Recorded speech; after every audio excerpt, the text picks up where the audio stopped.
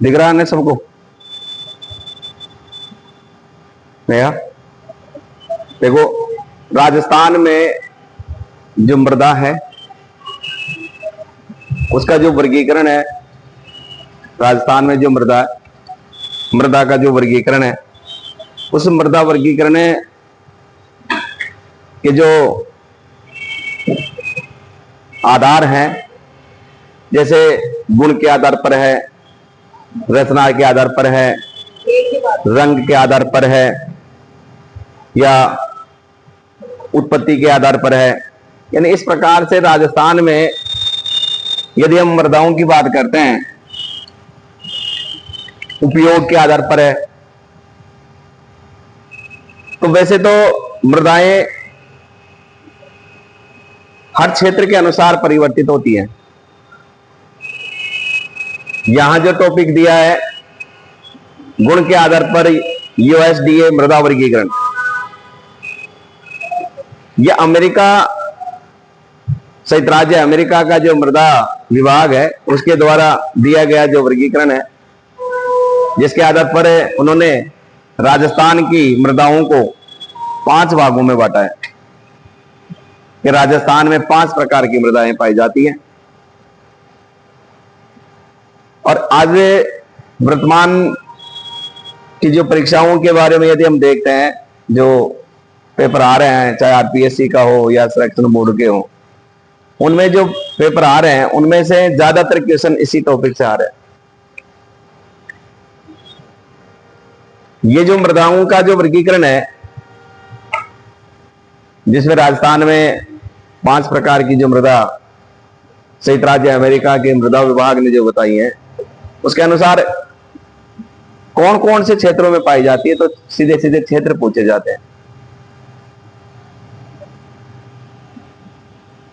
5 प्रकार कौन कौन से हैं? Aridisols, entisols, alfisols, inceptisols और वर्टी सॉइल्स। ऐसे ये 5 प्रकार की मृदा हो गई। राजस्थान के क्षेत्र के अनुसार यदि हम देखें तो राजस्थान में जो एरिडी सॉइल्स है, जिसे हम मरुस्थलीय मृदा कह सकते हैं, राजस्थान का जो पश्चिमी भाग है, जिसमें जैसलमेर, बाड़मेर, बीकानेर, करौदी का क्षेत्र, जोधपुर का जो पश्चिमी भाग, बीकानेर, यानी राजस्थान का जो पश्चिमी जो मरुस्थलीय प्रदेश है, वहां जो मृदा पाई जाती है, जिसे हम मरुस्थलीय मृदा या रेतीली जो मृदा कहते हैं, उसी मृदा का नाम है एरिडी सॉइल्स। अब इस मृदा में भी अमेरिकन विभाग ने इसका एक उप विभाग बनाया है, जिसे कहते हैं उप मृदाकरण। इसे ऑर्डिड के नाम से उन्होंने मृदा उप मृदाकरण किया है, जिसमें ऑर्डिड और थिड है ये ऑर्थिड नाम दिया है। दूसरे प्रकार की जो मृदा है, जिसे एंटी सॉइल्स मृदा कहते हैं। अब ये मृदा राजस्थान में अरावली के पश्चिमी भागों में, और जो एरिडी सॉइल्स जो मृदा है उसके पूर्वी भागों में ये मृदा के क्षेत्र पाए जाते हैं, जिनमें नागौर है, इधर सिक्कर झुंझुनू के क्षेत्र आ गए, चूरू आ गया, अजमेर का जो पहाड़ी क्षेत्र पर्वतीय क्षेत्र उससे पश्चिम का भाग, ब्यावर है, पुष्कर है, इधर यानी जालोर वगैरह जो है वो इसी में आते हैं। राजस्थान में आर्द्रता, जैसे जैसे हम पूर्व की ओर जाते हैं आर्द्रता बढ़ती है, शुष्कता कम होती जाती है। जो मरुस्थलीय जो मिट्टी है उसमें भी परिवर्तन होता जाता है। इसके जो पूर्वी भाग है वहां थोड़ा इसमें परिवर्तन आता है। इस वजह से गुण के आधार पर इसे टोरिसामेंट्स और डस्क में इसमें विभाजन किया है, जिसे उन्होंने रूबेंस नाम दिया है, क्योंकि इसका जो रंग है थोड़ा भूरा हो जाता है। क्योंकि पश्चिमी जो मरुस्थलीय मृदा है वो पूरे पीले रंग की थी, लेकिन यहाँ पीला और भूरा दोनों प्रकार का रंग दिया है, जिसके उप मृदाकरण जो है उनमें दो इसके भाग हुए, एक सोमेंट्स और दूसरा फ्यूरेंट्स।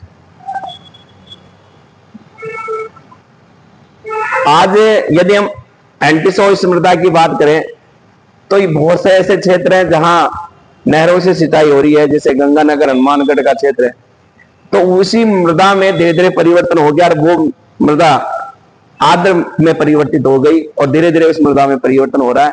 इस वजह से इसे एंटीसोइस मृदा कहेंगे। तीसरा जो मृदीकरण वर्गीकरण है उसे अर्थीसोइस कहते हैं। यदि राजस्थान में आपसे कोई पूछे कि राजस्थान में सबसे उपजाऊ मृदा कौन सी है, तो उसे अर्थीसोइस कहते हैं। यह राजस्थान के पूर्वी भाग में पाई जाती है। राजस्थान का जो पूर्वी, जो अरावली का जो पूर्वी भाग है, जिसे पूर्वी मैदान कहते हैं, वो इस मृदा से यानी परिपूरित है।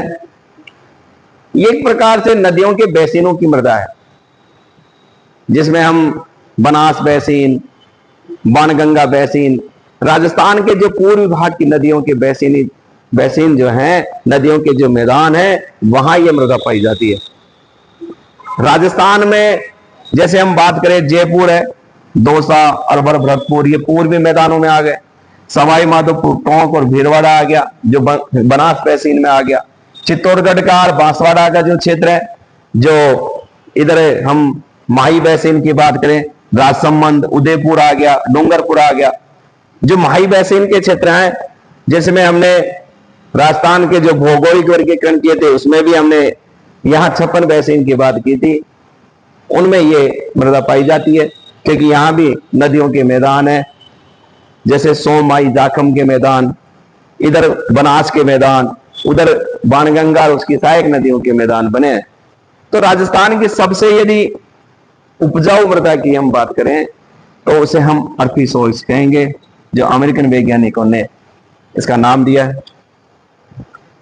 चौथे प्रकार की मृदा को हम इंसेप्टिसोइस कहते हैं। ये लगभग पहाड़ी क्षेत्रों की मृदा है। इसमें रेटेराइट प्रकार की मृदा होती है। पर्वतीय क्षेत्रों में वर्षा जब तेज होती है तो पानी तेजी के साथ बहता है और उसके जो उपजाऊ जो कण होते हैं ना, वो पानी के साथ बह जाते हैं, और मोटे कणों की, जिसे कठोर मृदा भी कहते हैं। वैसे इस मृदा में मक्का की कृषि की जा सकती है, इसमें ज्वार बोया जा सकता है, बाजरा इसमें होता है। लेकिन ये मृदा एक ऐसी मृदा है जिसमें सिंचाई की आवश्यकता पड़ती है। राजस्थान के जो अरावली के जो पूर्वी भाग हैं, या अरावली की पहाड़ियों के मध्य के जो मैदान हैं, उन क्षेत्रों में यह मृदा पाई जाती है।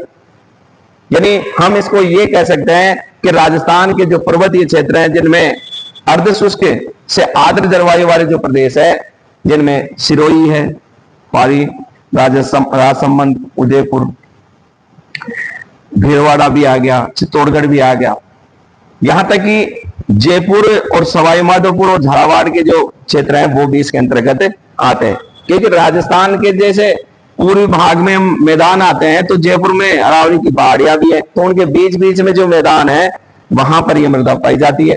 यानी पहाड़ों के नजदीक वाले जो क्षेत्र होते हैं, सवाई माधोपुर में भी पहाड़ियों के मध्य जो क्षेत्र है उनमें यह मृदा पाई जाती है। यानी सीधा सीधा यह है कि इंसेप्टिसोइस मृदा में यानी जो जरोड़ का जो प्रभाव है वो कम होता है, जरोड़ मृदा कम होती है इसमें। यानी इसमें हम इस प्रकार से कहें कि जो जैविक अवशेष है इसमें कम पाए जाते हैं, वनस्पति अवशेष इसमें कम पाए जाते हैं, क्योंकि तेजी के साथ इसका निक्षारण होता है और तेज वर्षा के कारण जो उपजाऊ जो कण है वो निकल जाते हैं। जो पांचवें प्रकार की जो मृदा है उसे हम वर्टिसोइस कहते हैं। ये राजस्थान के 4 जिलों में विशेष है, जिसे हम हाडोती का पठार कहते हैं। उस हाडोती के पठार में ये पठारी क्षेत्र की मिट्टी है, जिसे रेगुर या काली मृदा भी कहते हैं।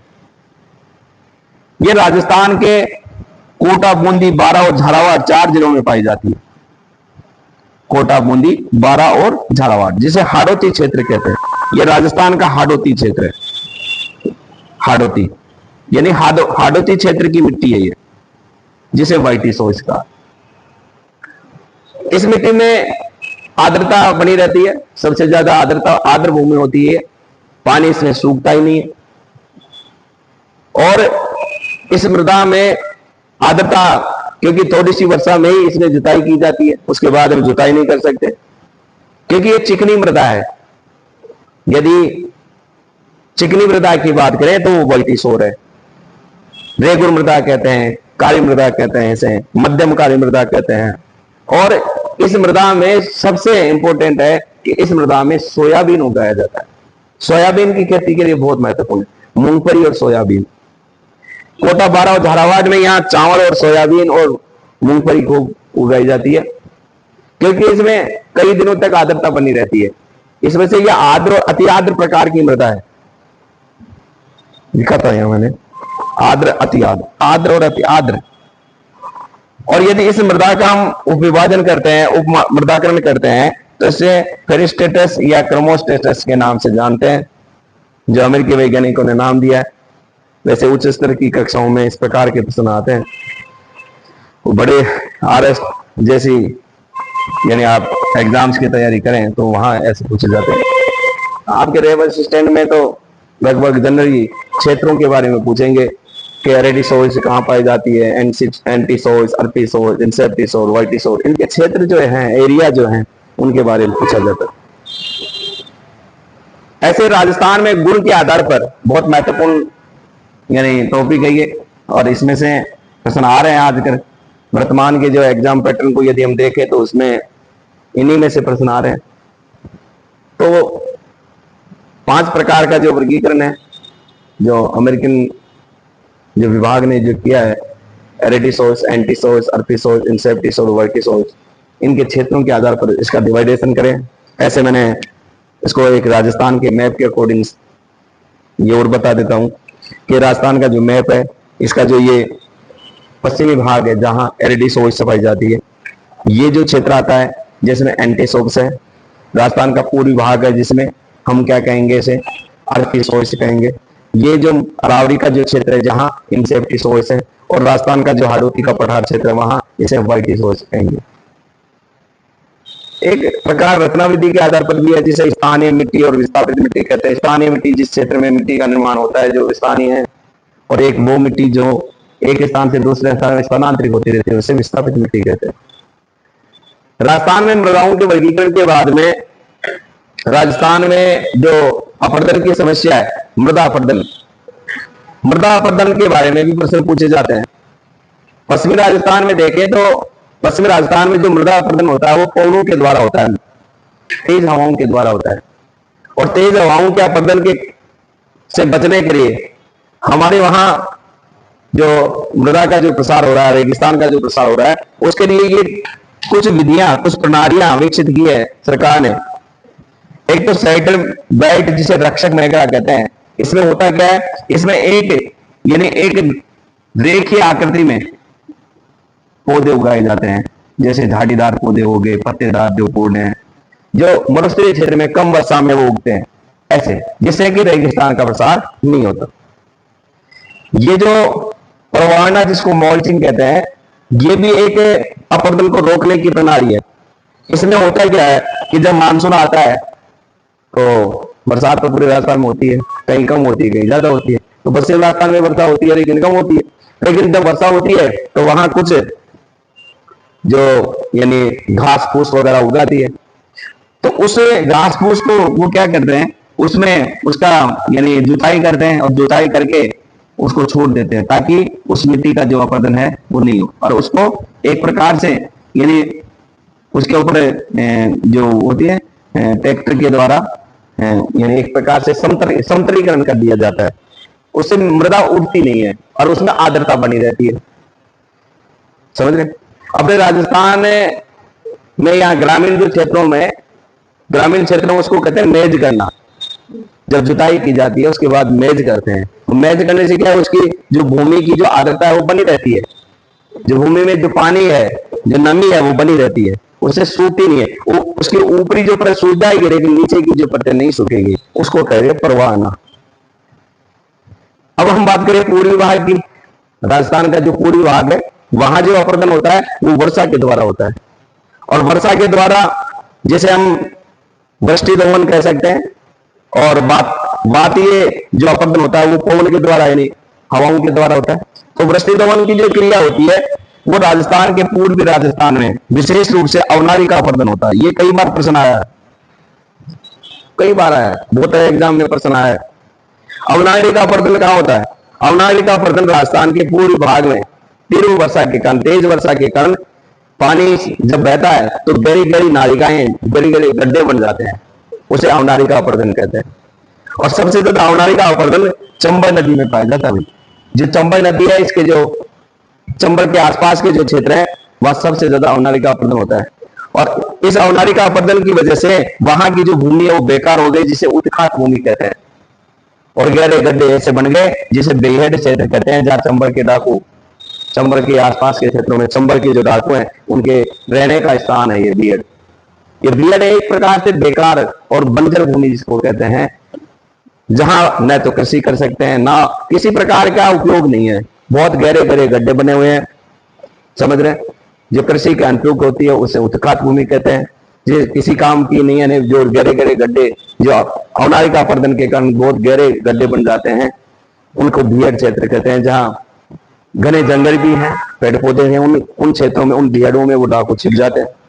इस प्रकार राजस्थान का जो चंबल का जो क्षेत्र है, क्योंकि मैंने आपको नदियों वाले टॉपिक पढ़ाया था कि 243 किलोमीटर की ये अंतर्राज्यीय सीमा बनाती है चंबल नदी।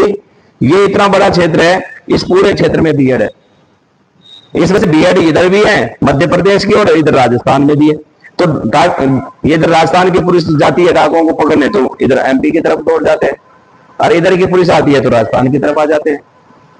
अब बीच में चंबल नदी है, इस वजह से इन बियडों में इन डाकुओं को पकड़ना बहुत बड़ा मुश्किल कार्य हो रहा है सरकार के द्वारा। कई डाकुओं को पकड़ भी रखा है, जेल में बंद है कई। यानी कहने का मतलब है ये एक बहुत ही डेंजर जोन जिसको कहते हैं, एक बहुत प्राकृतिक रूप से कहें तो राजस्थान का बहुत ही यानी एक कहते हैं कठोर वातावरण वाला प्रदेश है, धातर वाला है, और बहुत गहरी घाटियों में बहते हैं। जो चंबल नदी है गहरी घाटी बनाती हुई बहती है, इसके आसपास के जो क्षेत्र हैं जिनमें अवनारी का अपर्दन के कारण गहरे गहरे गड्ढे बन गए हैं, समझ रहे। तो इसे उत्खात भूमि और बियड क्षेत्र, यानी इनमें से प्रश्न निश्चित आता है, ये ध्यान रखना। राजस्थान ही नहीं पूरे भारत में चंबल एक ऐसी नदी है जहां सबसे ज्यादा अवनारी का अपर्दन करती है। अवनारी का अपर्दन सबसे ज्यादा चंबल बेसिन में पाया जाता है, चंबल के नदी के जो क्षेत्र है वहां पाया जाता है। तो उत्खात भूमि, बियड क्षेत्र, ये सब अपर्दन, क्योंकि इसकी वजह से भूमि जो बेकार हो रही है, कृषि योग्य जो भूमि है वो बेकार हो रही है। तो यहाँ पूर्वी राजस्थान में जो अपर्दन होता है वो किसकी वजह से होता है? वर्षा के द्वारा, क्योंकि वर्षा भी अधिक होती है, इस वजह से यहाँ होता है। तो यह आपका राजस्थान में जो मृदा का जो टॉपिक है, जिसमें गुण के आधार पर मृदा का वर्गीकरण किया गया है, ठीक है। और बाकी नेक्स्ट टॉपिक में पढ़ेंगे, ठीक है।